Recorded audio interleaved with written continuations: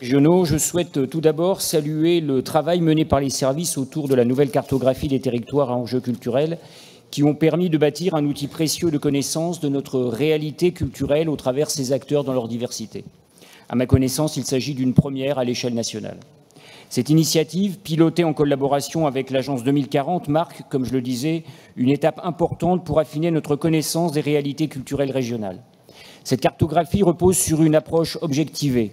Elle croise des données quantitatives, taux d'équipement, temps d'accès, indicateurs socio-économiques et des engagements déjà contractualisés avec la région, comme le pacte SAT ou le contrat du Calaisis.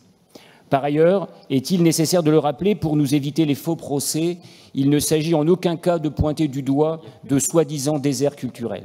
Cette expression ne correspond ni à la réalité, ni à l'esprit de cette démarche, et elle serait injuste vis-à-vis de toutes les forces vives qui œuvrent chaque jour pour faire vivre la culture dans nos territoires.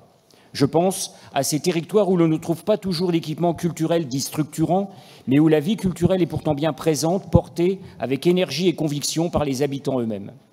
Associations locales, festivals, troupes de théâtre amateurs, ce sont souvent ces initiatives citoyennes qui prennent le relais, comblant les manques d'infrastructures ou de moyens publics.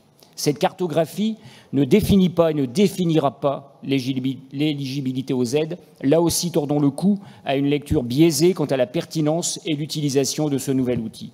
Simplement, une telle cartographie permettra d'éclairer nos choix, de mieux cibler les dispositifs de soutien à la diffusion culturelle, comme Haute Fréquence ou Jardin en Seine par exemple, là où les besoins sont les plus pressants en termes d'accessibilité et de mobilité. Nous devons continuer à avancer dans cette démarche, partagée avec les départements, la DRAC, les EPCI et les acteurs culturels, car cette cartographie a vocation à s'enrichir avec de nouveaux indicateurs, comme par exemple les freins socio-économiques.